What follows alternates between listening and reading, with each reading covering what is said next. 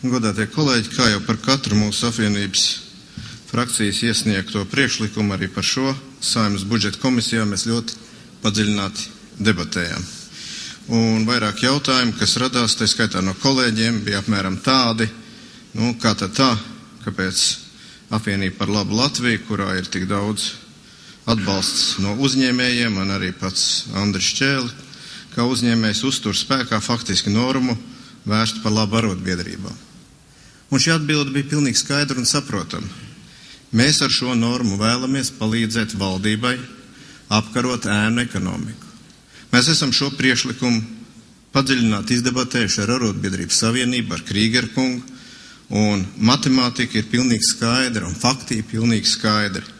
Tie uzņēmumi, kuros darbojas arotbiedrības, tajos uzņēmumos mazāk cilvēki, vai faktiski nemaz, nesaņem algu aploksnēs.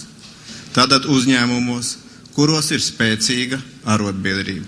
Tātad uzņēmumos, kuros cilvēki ir pašorganizējušies šādā te nevalstiskas organizācijas formā, viņi ir ieinteresēti sekot līdzi, lai uzņēmumā visas algas tiktu maksātas legāli. Un mums tas šķita ļoti svarīgi. Mums tas šķita ļoti svarīgi, jo uzņēmēji visvairāk cieš no negodīgas konkurences. Uzņēmēji visvairāk sadurās lielās pretrunās dažādos arī valsts iepirkumos, kad parādās nesaprotami zemi piedāvājumi no uzņēmumiem, kuros izanalizēt ir pilnīgi skaidrs, ka acīm redzot tiek ekonomēts uz cilvēku algām.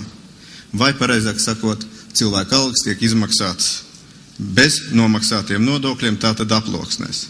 Mūsu piedāvājuma būtība ir, ka to arotbiedrības niecīgo maksas daļu, ko cilvēki iemaksās savām arotbiedrībām, lai uzturētu, lai pašorganizētos, ka to atļauj atskaitīt no apliekamā ienākuma.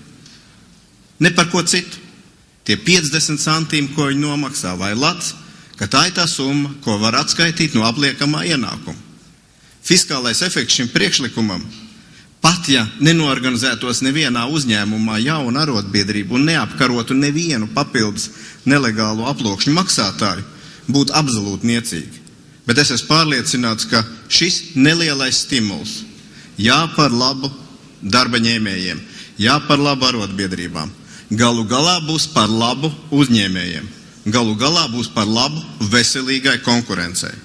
Un tādēļ mēs šo priekšlikumu aizstāvējam un aizstāvēsim arī šodien. Interesanta bija debate, acīm redzot, tas būs kolēģis Kārlis Šadurskis, kurš ir pieteicies un nāks debatēt, kurš izvirzīja tādu viltus premisi, ka iespējams caur arotbiedrībām izmaksās, pareizāk sakot, maksās milzīgi lielas arotbiedrību iemaksas, tādā veidā apējot nodokļus, faktiski apkrāpjot valsts budžetu. Es kaut kā pat apmuls no tā, cik kolēģis bija pārliecināts, ka Latvijas arotbiedrības un Krīgeru kungs būs tās personas, kas organizēs Latvijas valsts budžeta apkrāpšanu, maksājot ļoti milzīgas iemaksas, organizējot milzīgas iemaksas savās arotbiedrībās, lai mazāk maksātu valsts nodokļus.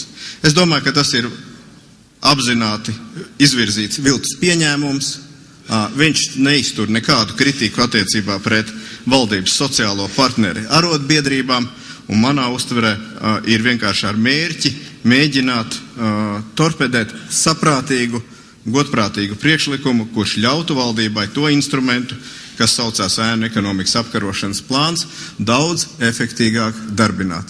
Es aicinu šo priekšlikumu atbalstīt. Paldies!